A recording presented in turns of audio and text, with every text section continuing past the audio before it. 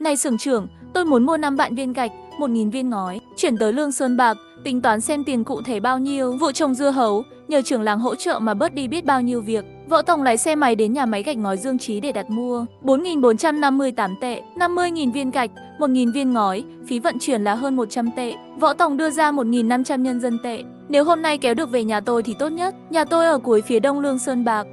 Kết thúc lần thứ hai, vợ tôi đưa số tiền còn lại cho tài xế. Trưởng xưởng, anh bận rộn lắm, tôi đi đây. Xe máy vọt đi, thẳng ra cổng không thấy bóng.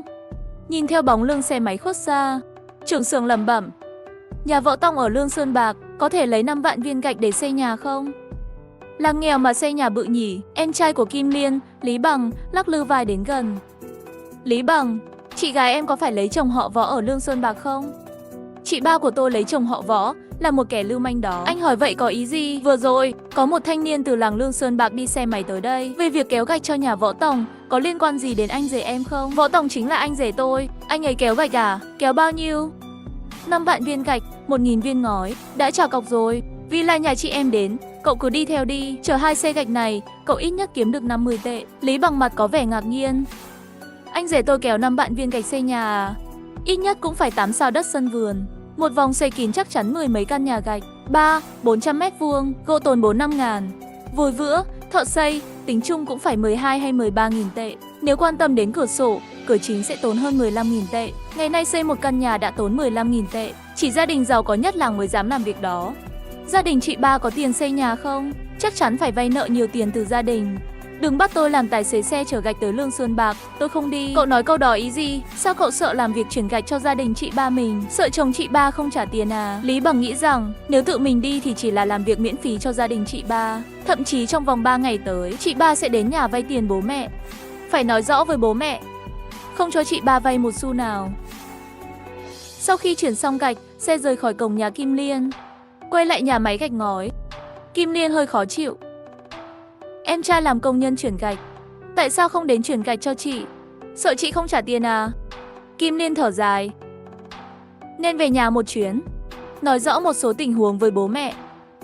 Kim Liên quay vào sân, lo lắng, chờ Võ Tòng sớm về.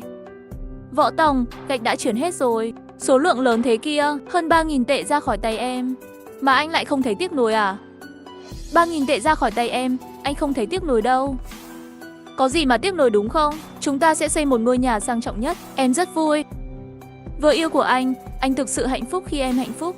Võ Tòng, gia đình chúng ta sắp xây nhà mới. Bố mẹ em vẫn chưa biết. Chiều nay anh sẽ đưa mấy mẹ con em về nhà bố mẹ em. Kim Liên nhảy lên người Võ Tòng, vui vẻ vô cùng. Một chiếc xe 3 bánh mới vào làng Dương Liễu. Bác Giang, bác đang quay về nhà à? Con là Kim Liên. Con gái nhà Lý Hồng Bình à? Cuối cùng cô đã quay lại để gặp bố mẹ mình à? Xe 3 bánh mượn nhà ai thế? Bác Giang, xe 3 bánh của chúng tôi không phải mượn của nhà ai. Gia đình cô đã có xe 3 bánh rồi à? Khá lắm, về gặp bố mẹ nhanh đi. Xe 3 bánh dừng trước cổng nhà mẹ Kim Liên. Liên, bố con nói 2 ngày nữa con sẽ đến. Mẹ con không tin, các người của Nhiên đến rồi. Mẹ ơi, bố con không có ở nhà à? Không, bố và em trai con đang làm việc ở xưởng gạch. Võ Tòng chuẩn bị 1.000 tệ cho cha vợ.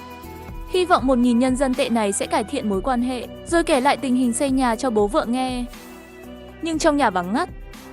Nhìn Triệu Tù Tù vẫn làm mặt không được tự nhiên cười. Tim đập thình thịch. Mọi chuyện không tốt như tưởng tượng. Mẹ, gia đình chúng con có 4 người đã tới. Mẹ đang lo lắng về điều gì? Tại sao bố con vẫn chưa về? Võ Tòng, hay là anh đến xưởng gạch gọi bố và em trai đi. Hãy để họ quay lại sớm. Kim Liên đi đến gia đình ruột thịt của cô lần này chủ yếu là vì cha cô. Đã 3 năm không gặp nhau. Ngồi trên xe 3 bánh khóc nhè, nước mắt rơi lạ chã, nụ cười hạnh phúc trên khuôn mặt. Võ Tòng chuẩn bị 1.000 tệ cho cha cô, ngay bây giờ. Kim Liên chỉ muốn gặp cha, mẹ bảo Võ Tòng gọi bố đi. Nhìn xem, Võ Tòng sắp đi nhà máy gạch ngói một chuyến. Phải cản lại. Võ Tòng không cần đi. Con cũng biết ông ấy cứng đầu mà, con không gọi được đâu. Mẹ, ở nhà đã có đủ 4 người các con mà, bố hôm nay sao có thể không về được? Chắc bố vẫn về mà. Liên, các con đợi đã. Mẹ đi gọi bố. À mà, Liên, có phải con có điều gì muốn nói với ba mình không? Mẹ, con đã 3 năm không gặp ba con rồi, chắc chắn con có rất nhiều điều muốn nói với ba. Giọng nói của Kim Liên run run, nước mắt lăn quay vòng vòng. Triệu Tú Tú mất bình tĩnh. Được, mẹ sẽ ngay lập tức gọi ba con quay về. Triệu Tú Tú vội vã ra khỏi sân nhà mình. Văn Văn tiến sát lại, tay nhỏ chìa ra. Mẹ ơi, mẹ đừng khóc. Mẹ ơi, mẹ đừng khóc nữa. Võ Tòng ôm vợ, nghiêng đầu hôn một cái. Không phải đã về nhà bố mẹ đẻ rồi sao? Lát ngồi trên xe về dám khóc đỏ mắt là mà. Em khóc đấy thì sao nào? Võ Tòng thở dài. Triệu Tú Tú không đi gọi người ở xưởng gạch. Quay người đi vòng ra xa vào một chỗ rẽ, đi vào khu rừng liễu trắng. Con gái nhớ ba mà khóc sưng mặt mũi rồi. Ông bảo không gặp thì không gặp à? Ông trốn ở đây được đến tối không? Bà đuổi họ về sớm đi. Kim Liên đến thăm ông đấy. Đi, họ mà đến thăm tôi à? Hắn ta đến cầu xin mượn tiền nhà mình. Bà tưởng tôi không biết à? Họ mở miệng, bà cho mượn hay không? Cho đi, không cho thì lấy gì mà nuôi con? Không cho thì bà chửi tôi, nói hắn ta đã trở lại làm người rồi. Con nói tôi là một người làm cha mà không ủng hộ con cái xây nhà mới. Triệu Tú Tú lau nước mắt. Sao ông biết cậu ta đến mượn tiền? Cậu ấy không nói đến chuyện mượn tiền. Lý Hồng Bình ngồi xổm xuống đất, vẻ mặt chán ghét đến mức không thể chịu đựng được. Liên biết bà không thể đưa ra quyết định, tất nhiên là không nói chuyện với bà. Nó đang đợi tôi về rồi mượn tiền tôi. Triệu Tú Tú thấy lòng mình rỗng tuếch rồi. Bây giờ bà ấy không biết phải làm gì. Liên tối nay không về. May mắn đến một chuyến, ít ra cũng nghỉ một đêm. Qua đêm, ông đuổi con gái đi. Tôi chưa xong với ông. Đây là một lời đe dọa. Lý Hồng Bình, ông dám qua đêm trong rừng này không? Lý Hồng Bình tức giận đến nỗi méo mồm. Bà, tôi bảo bà sớm đuổi họ đi. Bà còn để họ qua đêm à?